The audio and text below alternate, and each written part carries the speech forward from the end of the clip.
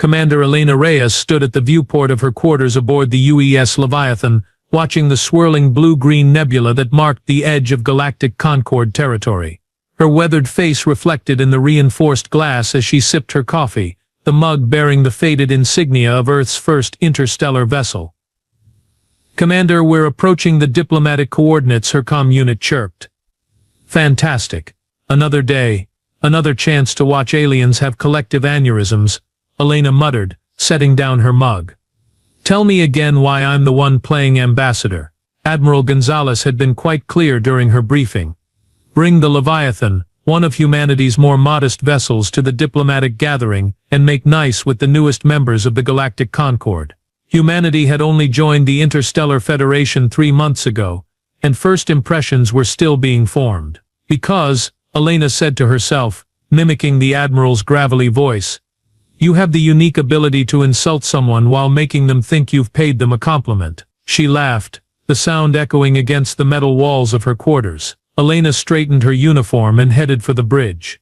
The corridors of the Leviathan stretched before her, bustling with crew members. It took her 15 minutes at a brisk pace to reach the command center, a fact that never failed to amuse alien visitors. "Status report," she barked as the bridge doors slid open. "All systems nominal, Commander. We've received the diplomatic protocols from the Concord representatives." There, Lieutenant Patel broke into laughter at her station. "What's so funny, Lieutenant? They've asked us to approach at minimum velocity to avoid intimidating the diplomatic vessels. And they've assigned us a berth that could fit maybe a quarter of our ship." Elena rolled her eyes. "Typical. They still don't believe the specs we sent them." She leaned forward in her captain's chair. "Communications, please inform our Concord friends that we'll require alternative arrangements. This would be humanity's third diplomatic function since joining the Concord." And the pattern was becoming predictable. The various alien species built small, efficient ships. Nothing over 200 meters in length was common. Conservative designs, conservative thinking. And then there was humanity, bursting onto the galactic scene with vessels that made the aliens question either their sensors or their sanity. "Visual contact established," announced the tactical officer. "We have 26 diplomatic vessels holding position at the rendezvous point." The main screen activated, showing a cluster of sleek, colorful ships arranged in what Elena assumed was some ceremonial pattern. Each vessel was elegant, beautiful even.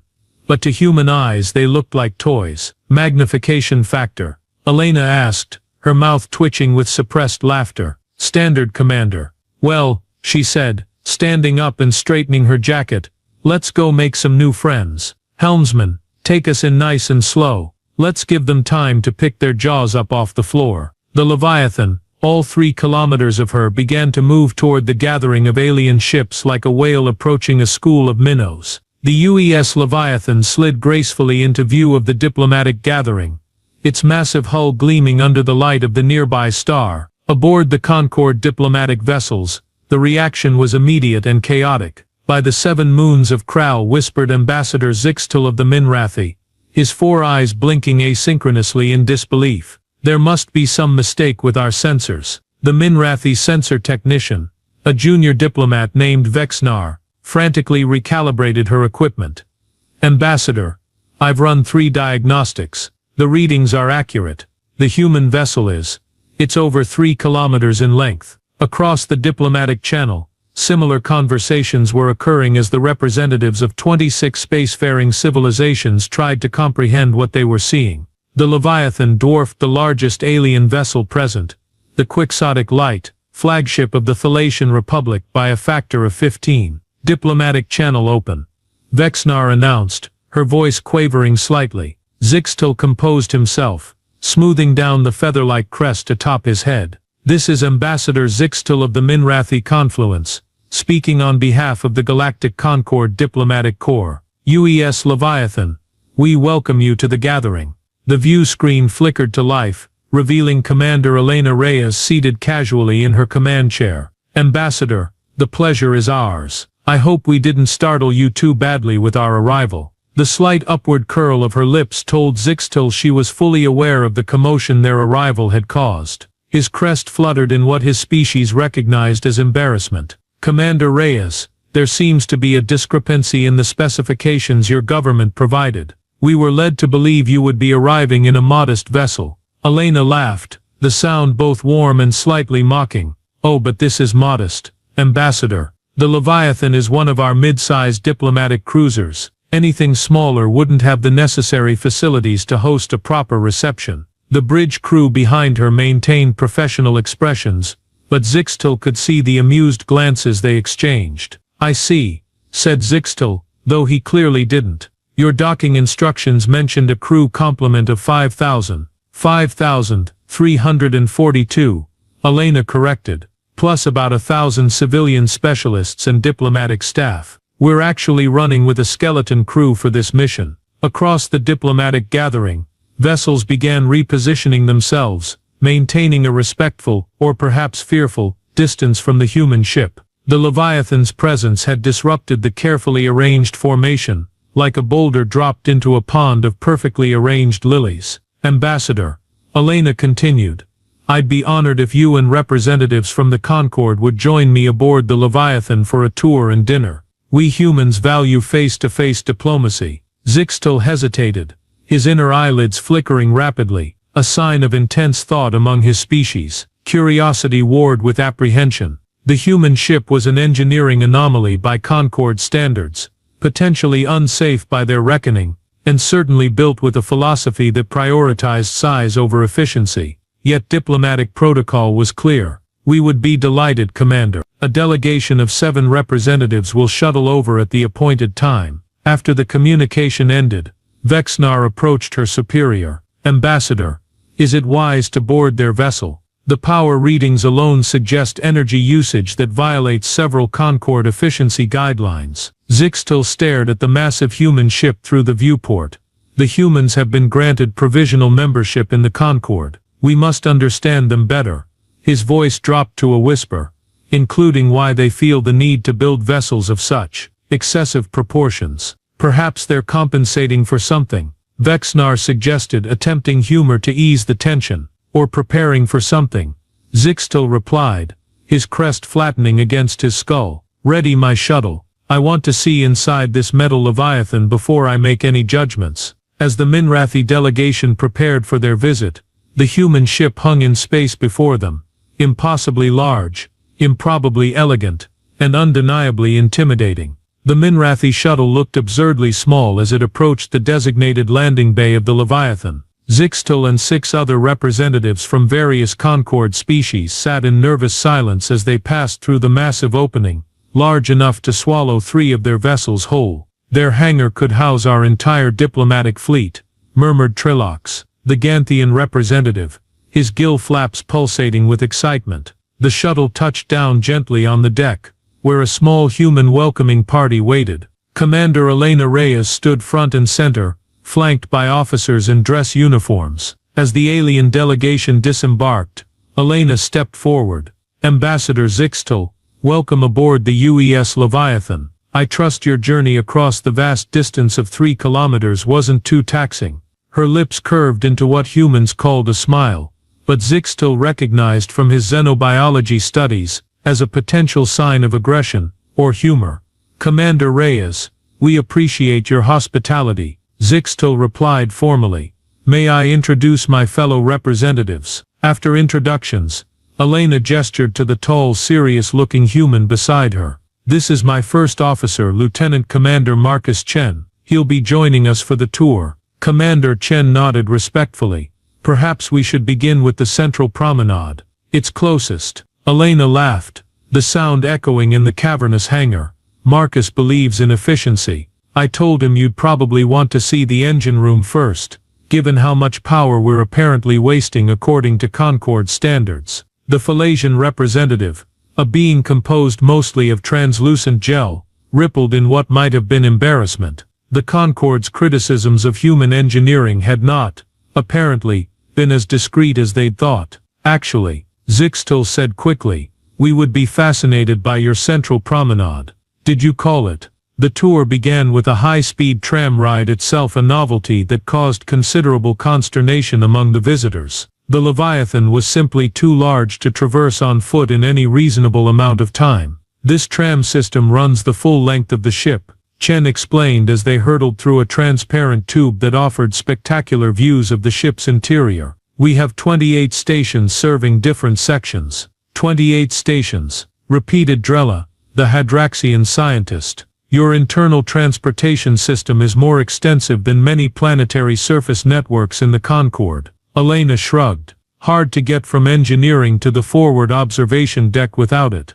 That's a 2-hour walk otherwise. The central promenade proved to be a kilometer-long open space running through the heart of the vessel, complete with parks, cafes, shopping districts and residential areas. Humans went about their daily business while off-duty, seemingly oblivious to the fact that they were aboard a starship rather than a small city. You have trees, Trelox observed, staring at a grove of earth oaks, actual growing plants, inside a starship. Helps with oxygen recycling, Chen replied.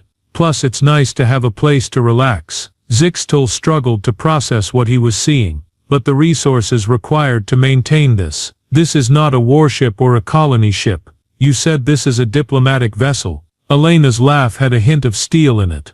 Multi-purpose ambassador. The Leviathan can serve diplomatic, scientific or defense functions as needed. The tour continued through hydroponics bays that could feed the entire crew indefinitely, medical facilities that rivaled planetary hospitals, and recreation areas that included swimming pools, actual bodies of water intentionally placed aboard a spacecraft. And this, Elena announced several hours later, is one of our 16 engine rooms. The cavernous chamber housed a pulsating core of blue-white energy, surrounded by engineering stations where humans monitored various systems. The scale was breathtaking. 1 of 16. Zixtel's inner eyelids fluttered rapidly. What possible reason could you have for such power generation capacity? Chen stepped in, his tone diplomatic where Elena's might not have been. Our philosophy differs from Concord's standard design. We believe in redundancy, self-sufficiency, and versatility. But surely the resources could be better allocated to building multiple smaller ships, suggested the Philasian representative. Elena's patience visibly thinned. We tried that approach during our early expansion. It didn't end well for the smaller ships. An uncomfortable silence fell as the aliens processed the implications of her statement. Humanity's history was not well known within the Concord, but rumors of devastating interstellar conflicts in human space had circulated. The awkward moment was interrupted by Chen's communicator chirping. Commander, we're receiving a priority transmission from Control. Elena frowned. Excuse me, Ambassador. Duty calls. She stepped aside with Chen, their hushed conversation growing increasingly tense. Returning to the group, Elena's expression had shifted from tour guide to military commander. I apologize, but we'll need to cut the tour short. There's a situation developing that requires our attention. What sort of situation? Zixtel asked, crest rising in concern. Pirate attack on a research outpost in the Proxima sector. Elena replied bluntly. We're the closest Concord-affiliated vessel, but we're not prepared for combat operations, Trelox protested.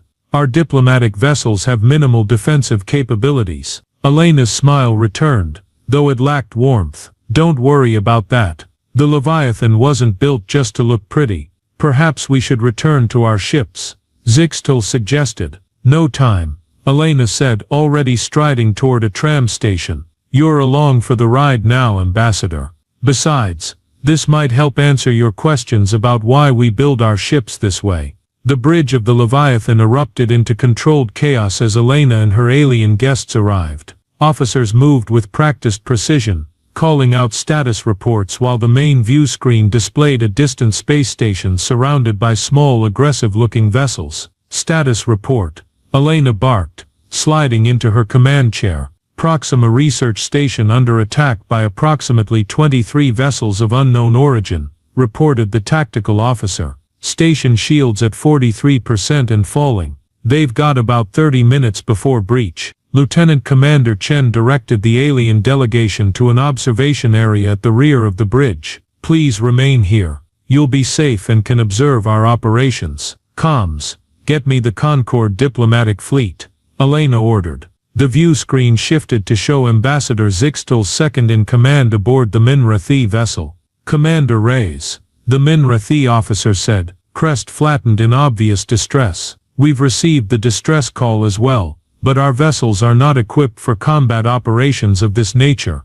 We're awaiting reinforcements from the Concord Defense Fleet." "ETA, on those reinforcements?" Elena asked, though her tone suggested she already knew the answer. "Approximately 7 hours," Elena laughed. But there was no humor in it. "The station will be debris in 30 minutes. We're moving to intercept." She cut the communication before the Minrathi could respond.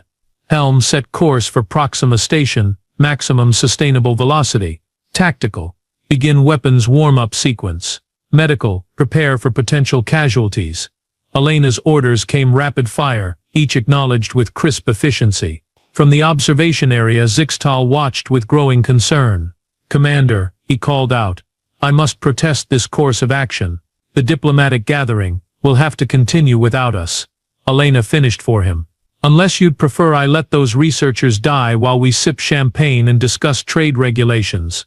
The Leviathan surged forward, its massive engines propelling it at speeds that seemed impossible for a vessel of its size.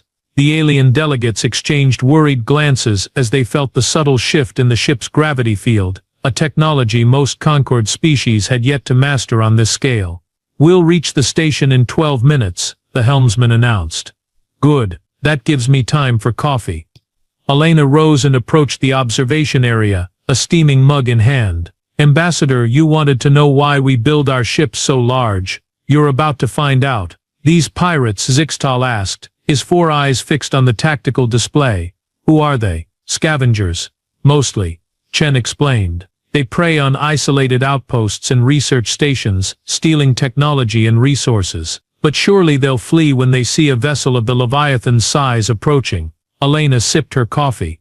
"You'd think so, wouldn't you? But pirates aren't known for their rational risk assessment. Besides, they've never encountered a human warship before." "I thought you said this was a diplomatic vessel," Trelox the Ganthian interjected. "Multi-purpose," Elena corrected with a wink. "Did you think all that space was just for the promenade and swimming pools?" On the tactical display, the pirate vessels continued their assault on the station, oblivious to the approaching Leviathan. "Commander," the sensor officer called out, "I'm detecting unusual energy signatures from the pirate vessels. They appear to be using Krolvan phase disruptors, highly illegal weapons under Concord law." "Phase disruptors?" Zixtal's crest stood straight up in alarm. "Those are designed to bypass shield harmonics. The station's conventional defenses will be useless." "New ETA to intercept?" Elena asked, seemingly unfazed by this development. 7 minutes. The Hadraxian scientist Drelna stepped forward.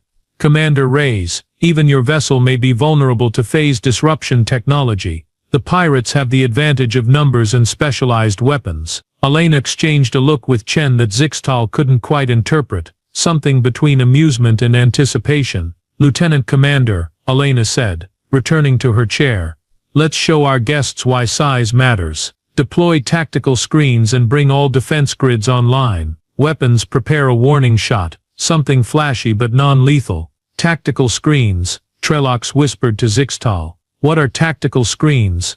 Before anyone could answer, the view screen showed their arrival at the embattled research station. The pirate vessels, sleek, aggressive craft each about the size of a Concord diplomatic shuttle, were swarming the beleaguered station like insects attacking a wounded animal. "Open a channel to all vessels in the area," Elena commanded, her voice dropping to a dangerous register. "Let's introduce ourselves." As the communications officer complied, Elena stood, straightened her uniform, and smiled. A predator's smile that sent a shiver through Zixtal's spine. "Attention, vessels attacking the Proxima Research Station. This is Commander Elena Reyes of the UES Leviathan. Cease your attack immediately or be destroyed." The pirate vessels paused momentarily, then regrouped, turning away from the station to face this new threat. The pirate fleet regrouped with surprising discipline, forming an attack pattern that suggested experienced coordination. Their communication channels erupted with chatter as they assessed the new arrival.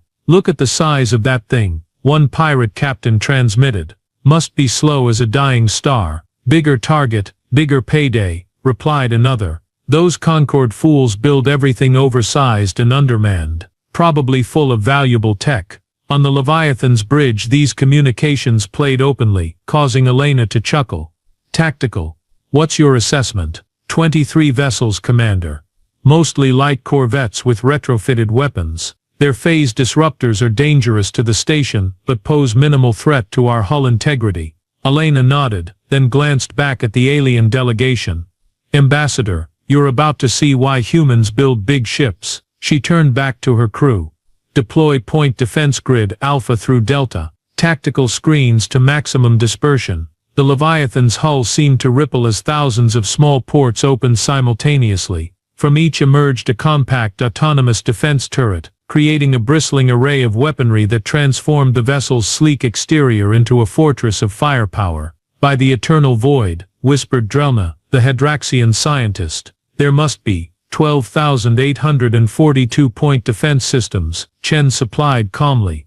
Plus our main armaments, which we won't need for this engagement. The pirate fleet began its attack run, clearly expecting the massive ship to be slow to respond. Their first volley of phase disruptors lanced toward the Leviathan, only to be intercepted by shimmering fields of energy that materialized meters from the hull. Tactical screens, Zixtal realized. Projected energy barriers. Elena nodded approvingly. Standard human defense technology. We learned long ago that a single shield can be overwhelmed, but layered, dynamic defenses are much more resilient. The Leviathan's response was swift and overwhelming. Thousands of precisely targeted energy pulses erupted from its defense grid, each striking with surgical precision. Within seconds half the pirate vessels were drifting, disabled but intact. Commander, called the tactical officer, remaining hostiles are attempting to concentrate their fire on Section 18G. Predictable, Elena replied, sounding almost bored.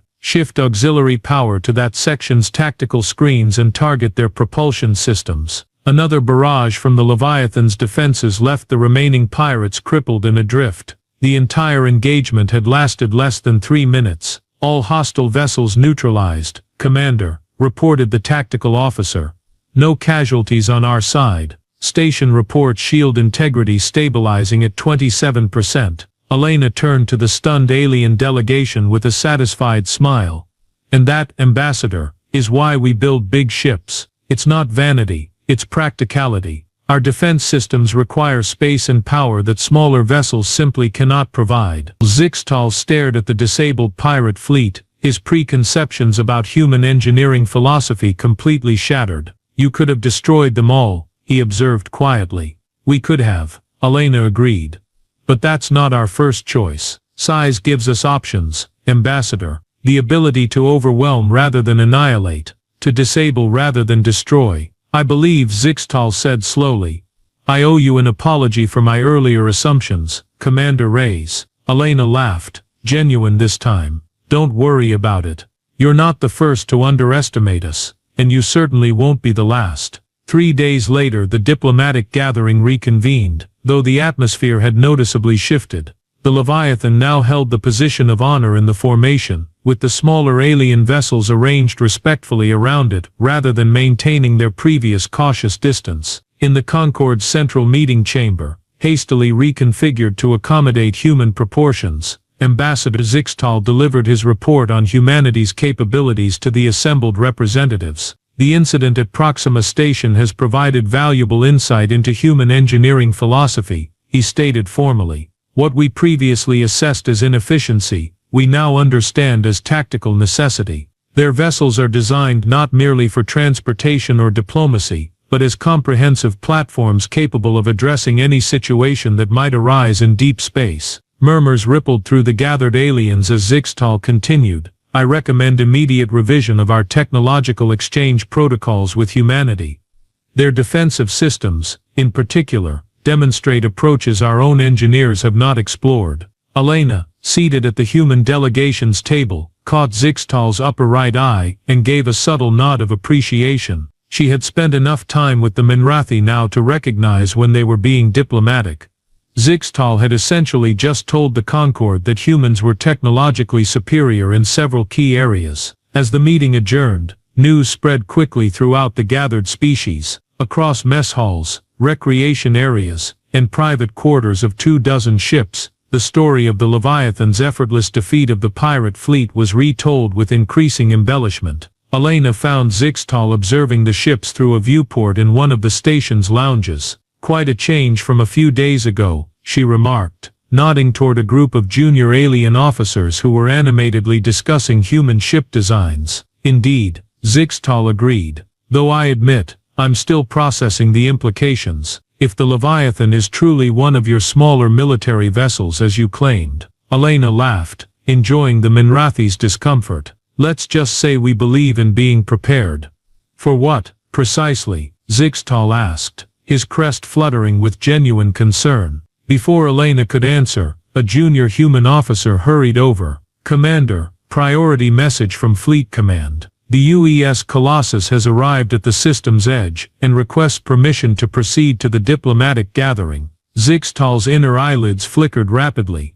"Colossus, one of our actual battleships," Elena explained with a mischievous smile. "The Admiralty thought it might be good for the Concord to understand our full capabilities." On cue, the viewport's automated systems highlighted a distant object approaching from the system's outer reaches. Even at extreme magnification, only a portion of the vessel was visible, a behemoth that made the Leviathan look like a shuttlecraft by comparison. "That," Zixtal said faintly, "is a warship." "That," Elena corrected, "is what we built after we learned the hard way that bigger is sometimes better." She placed a companionable hand on the ambassador's shoulder. "Don't worry, Zixtal, we're on your side now." "That," the Minrathi replied with unexpected humor, "is precisely what worries me." Elena's laughter echoed through the lounge, drawing curious looks from other diplomats. "I think this is the beginning of a beautiful friendship, Ambassador, one built on healthy respect and the occasional shared moment of terror." "And honesty," Zixtal suggested hopefully. "Let's not get carried away," Elena replied with a wink. "We haven't shown you our really big ships yet."